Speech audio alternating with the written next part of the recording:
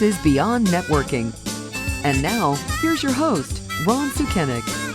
Well, hello and welcome to Beyond Networking, being with Ron Sukenick, and I am Ron Sukenick. Glad you can join us. If you're tuning in for the first time, this weekly podcast is about taking the networking process to another level. And when I talk about networking, I'm really talking about the sharing of ideas, information, and resources.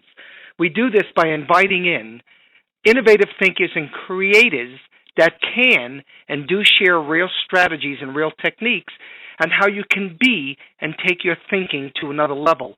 Now, whether it's being with yourself, whether it's being in business, whether it's being in relationships, it makes no difference. So today is no exception. And let's jump right into today's program. And I'm thrilled to have Thom Singer out of Austin, Texas, with us today. Thom, welcome to the program. Hi, Ron. Thanks for having me. Oh, you're welcome, my friend. Look, just for the benefit of everybody, Thom Singer is the Director of Business Development for VCFO Incorporated. He's also the author of 2 books on the topic of the power of business relationships and networking. And I love the title, Thom, Some Assembly Required, no doubt.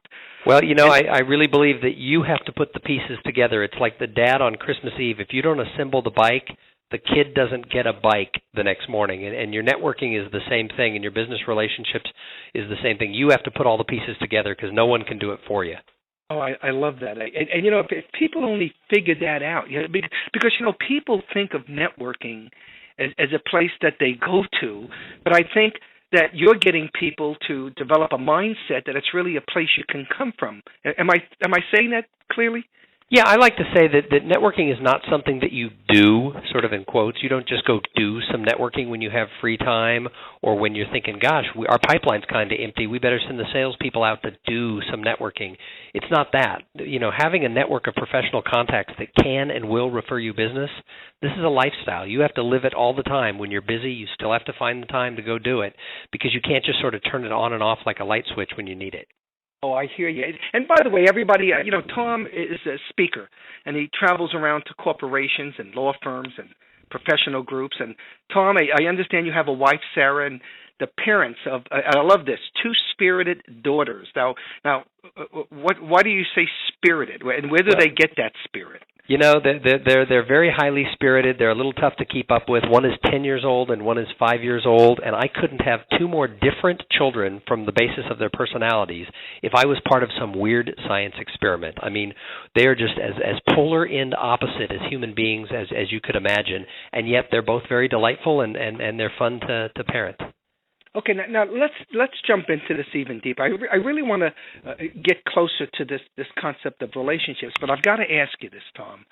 E.E. Cummings, who is an American poet, he went on to say that you can teach almost anybody to think, believe, or know, but you can't teach a single human being to be. And to me, this whole concept of taking networking to another level is you've got to be before you can do. What's your take on that quote, and how do you see it?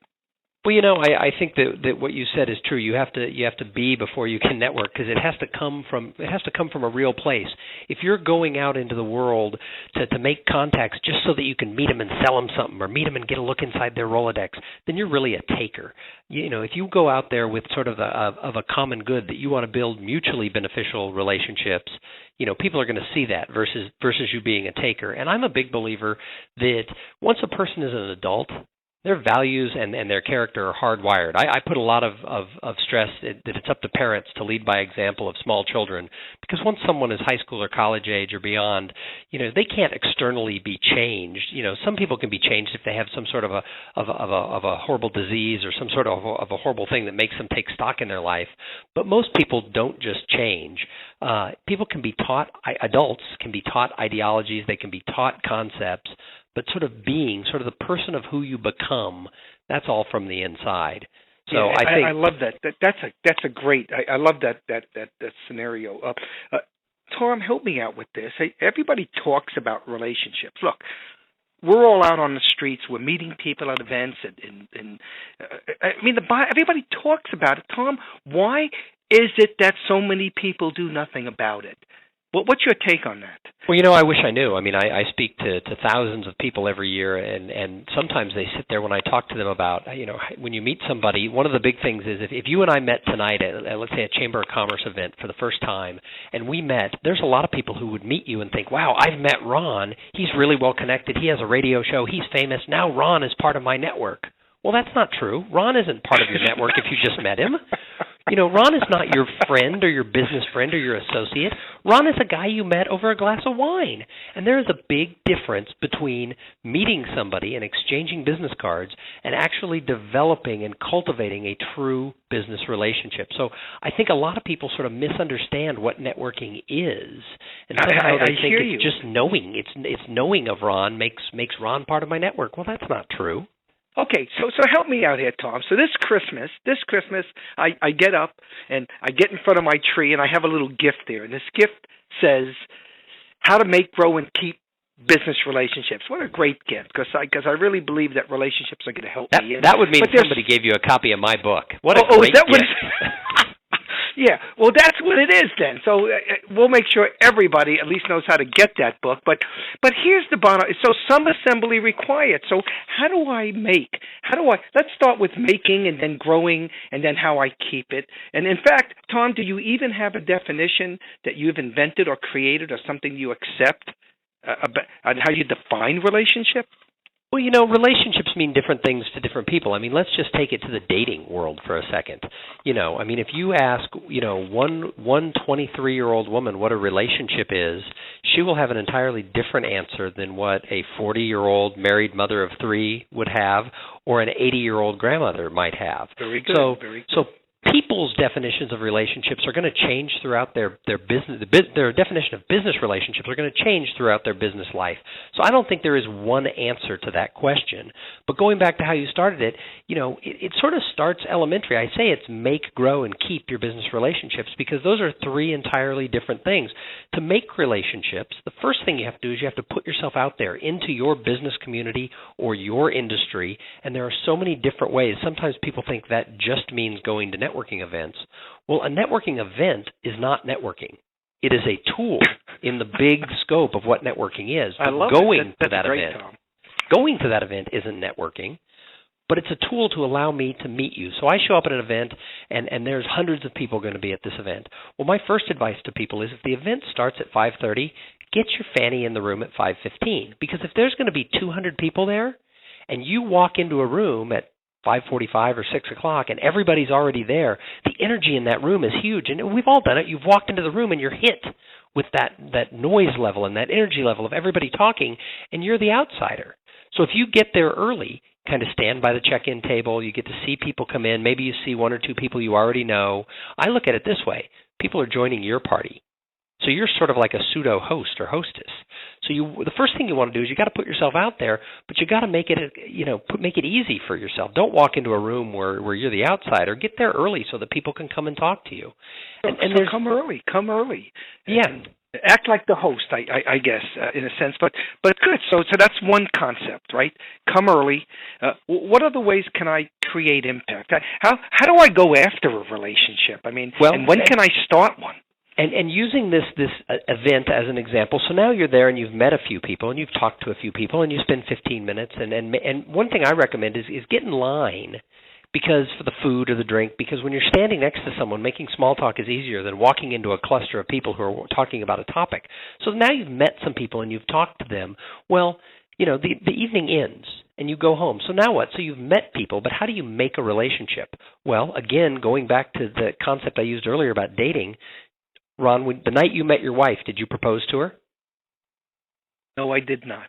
Most people did not. And the reason for that is because you hadn't earned the relationship to actually get it to the point where she would have said yes. If you had asked her to marry you on that first night, she would have run screaming from the building. And this is the same thing in business relationships. People jump the gun. They think, wow, I know you. I'm going to invite you to a day of golf. I just met you. I'm going to invite you golfing. Well, that's an awfully big next step unless your conversation had been that this person always wanted to play your country club. Then maybe. But a lot of people sort of jump the gun.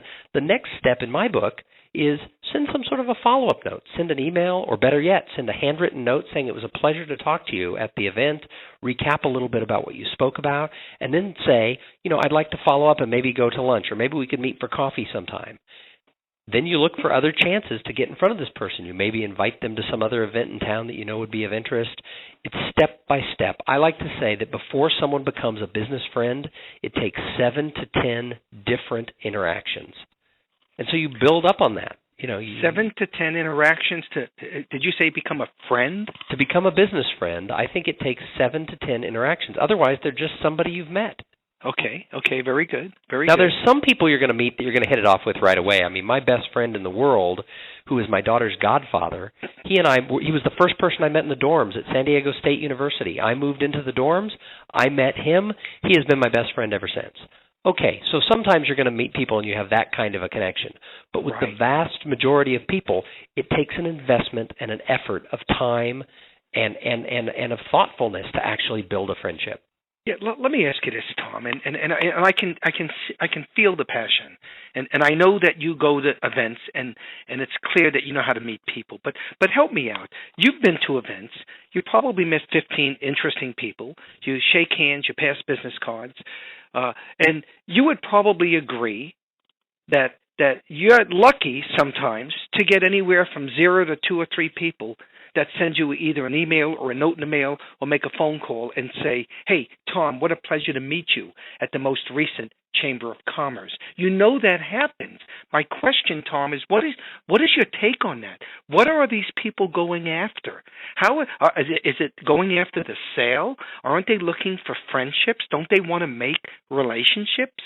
I think the problem is people don't know what they want when they go to these things. They know they're supposed to network, but if they haven't actually read my book or listened to your radio show or read your books, they don't know. Nobody's ever told them. So the problem is they go back to their office, and they're sitting there waiting for you to contact them. You go back to your office, and you're sitting there waiting for them to contact you, and nothing ever happens. I made it a habit that when I meet somebody who I have an interesting conversation with, now I have to preface that not everybody I meet, but if I meet somebody and we have an interesting conversation, I follow up with a handwritten note. And my style is I keep a stack of these note cards in my desk, and every Friday before I go home, I send a minimum of 10. So I go through the course of all the people I met that week, and I write 10 handwritten notes recapping why I thought it was a pleasure to meet them. Now, I will tell you that in most of those cases, it goes nowhere, but many of those people get that note, and they're blown away because they don't get a lot of them. I started realizing, just doing basic math, that if I was really doing 10 a week, which I was and I continue to do, I was sending somewhere around 500 cards every single week. So I stuck a shoebox under my desk. And in 1999, in the height of the internet boom of stuff here in a technology center like Austin, Texas, I was meeting hundreds of people, and I was probably sending more than 500 notes. I kept a box under my desk in 1999, and I received, how many do you think, where people wrote me? 36. 36. Now, that didn't mean I didn't get hundreds of emails of people sending me an email or maybe saying, hey, I got your note. Thanks for the note. That was classy. But it stands out in people's minds because they get so few. I'm sending 500 and I'm getting 36 means other people are getting less than 36. Okay. Where, so you want to do something that's unique. And I was delivering my speech based on the book to the sales team for the Austin Business Journal, and one of the reporters got up and left the room. I didn't think anything of it. And at that point, he came back and threw onto the conference table a letter I had written him 3 years earlier when I first met him, telling him what a pleasure it was to meet him. He said he had kept it in his drawer because nobody else had ever sent him such a letter. So that's the only letter he's received from anybody. The only one he ever got, and it stayed in his drawer for 3 years. That's great. Now help me out on this one, Thom. Now I'm going back to what you said earlier. We meet, we increase our frequency of interaction. We get up to between 7 to 11, and we're becoming somewhat friendly. So is that how you feel the relationship? So we kind of made this relationship out of this friendship. whatever we define as that, and now I want to grow it. Give me some ideas on that, Thom. How do you grow relationships? Well, one of the things is you want to grow the relationships, and it's not just self-serving so that business will come your way, but let's face it, that's one of the reasons that we want to network is we want to increase our reach of our business. So one of the things you have to do is once you've established relationships with people, you've got to find ways to help them.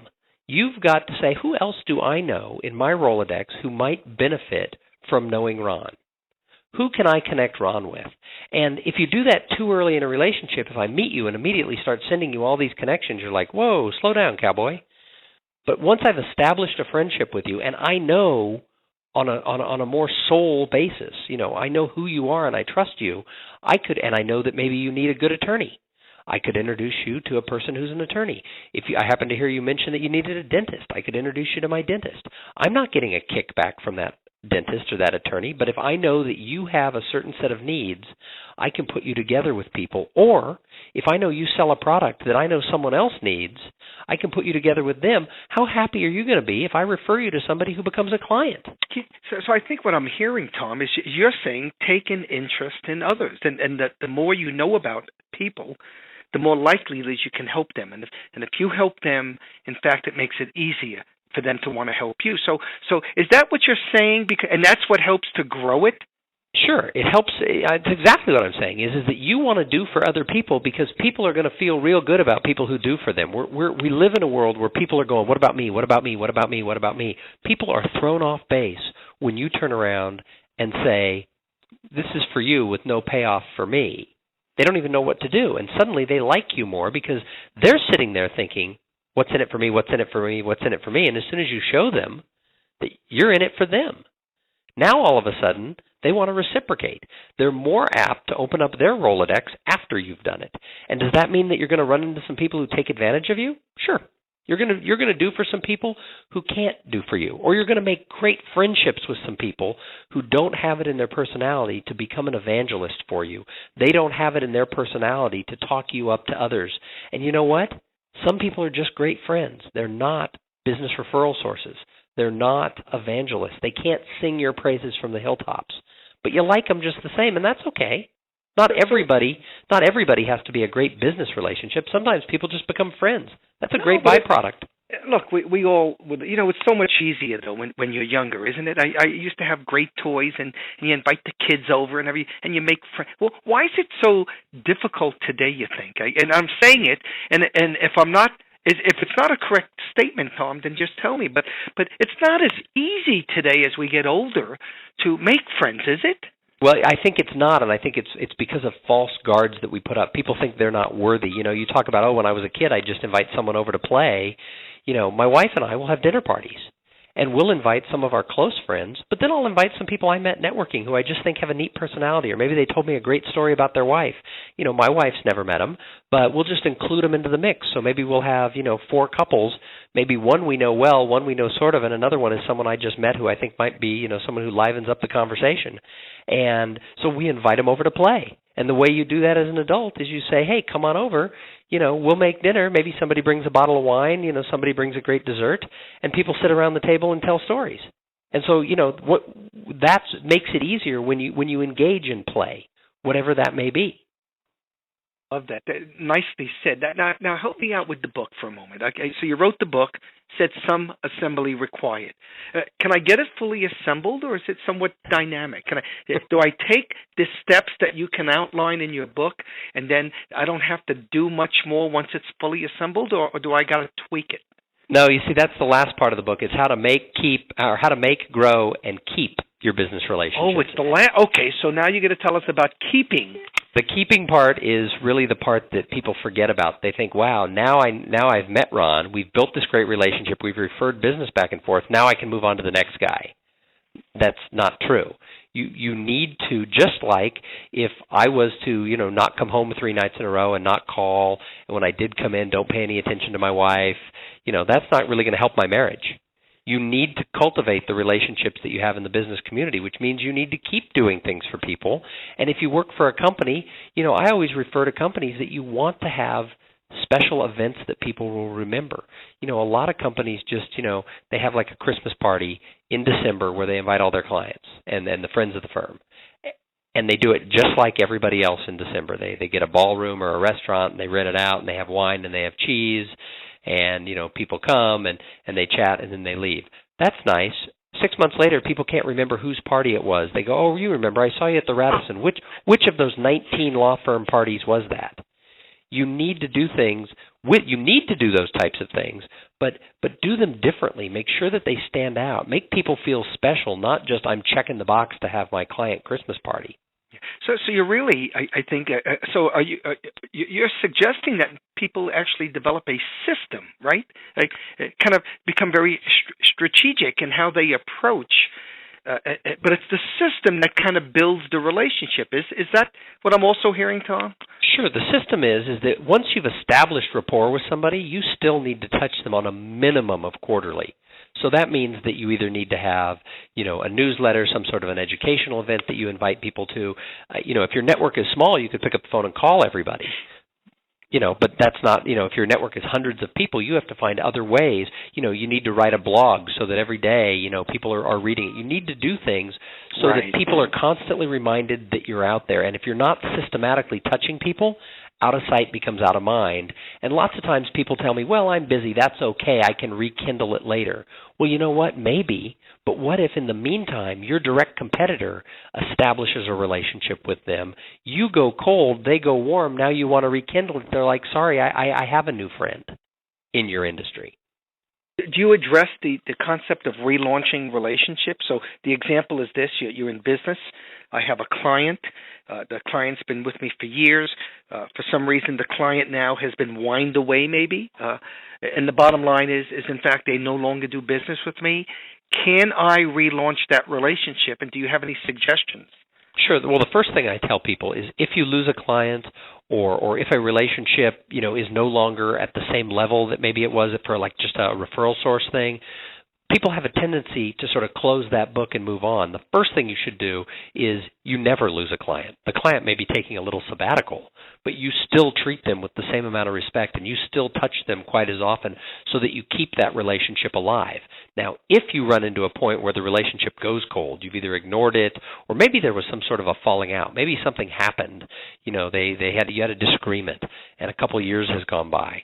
You can relaunch a friendship, and the first way that you do it is you eat a little crow. Even if you don't feel you were 100% at fault, be the person who reaches out across the line and says, I want to let bygones be bygones. I'm sorry.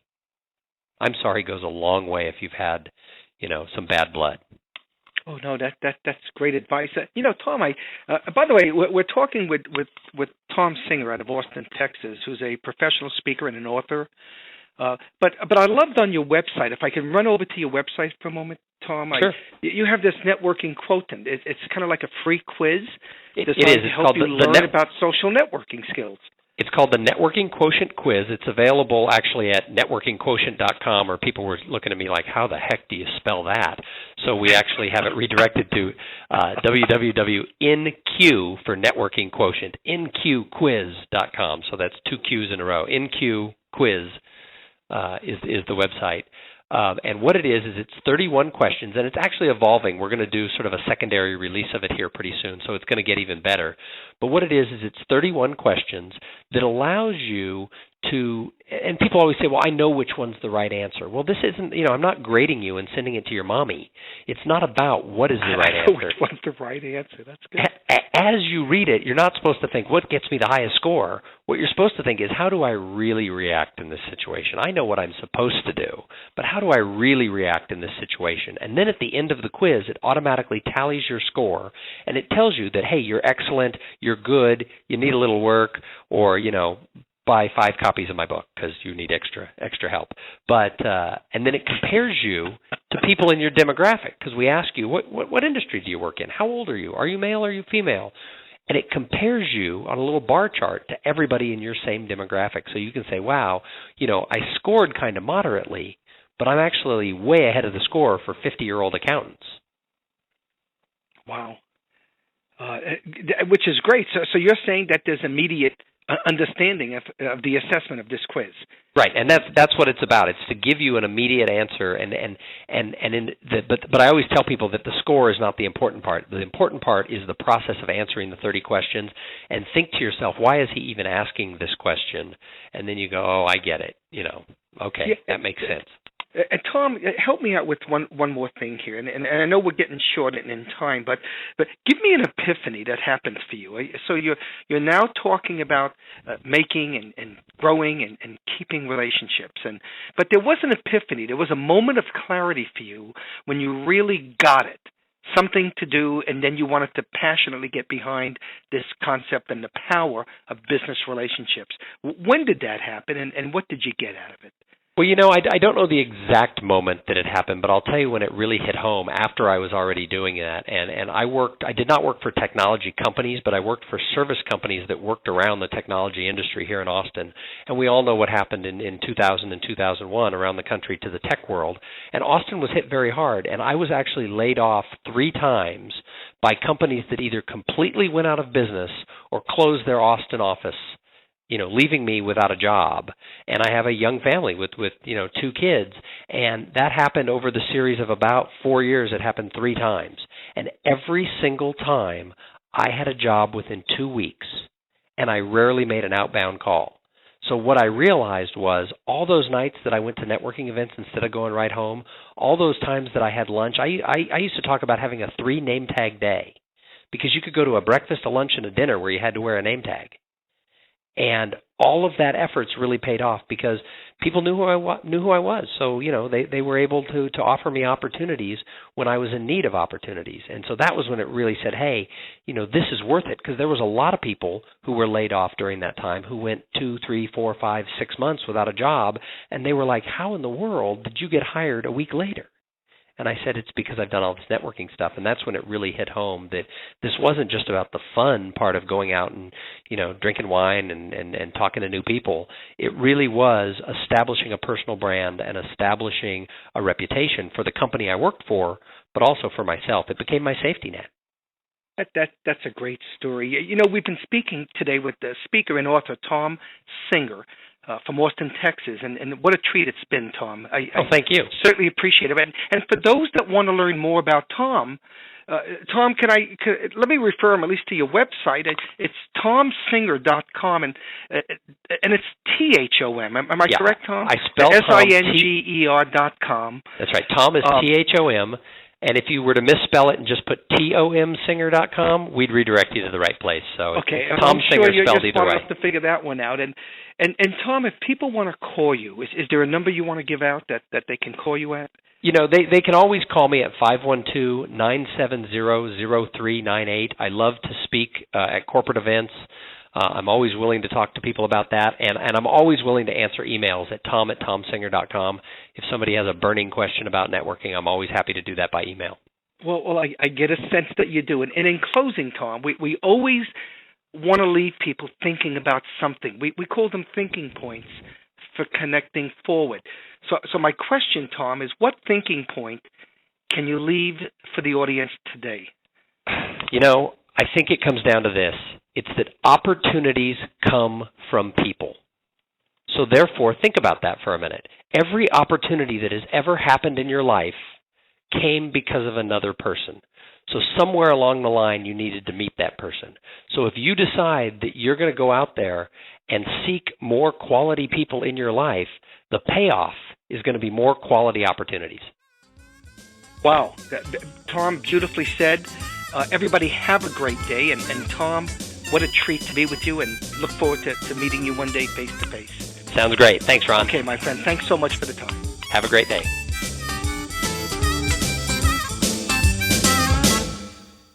Thanks for listening to Beyond Networking. For more information or to subscribe to this podcast, visit smallbizamerica.com.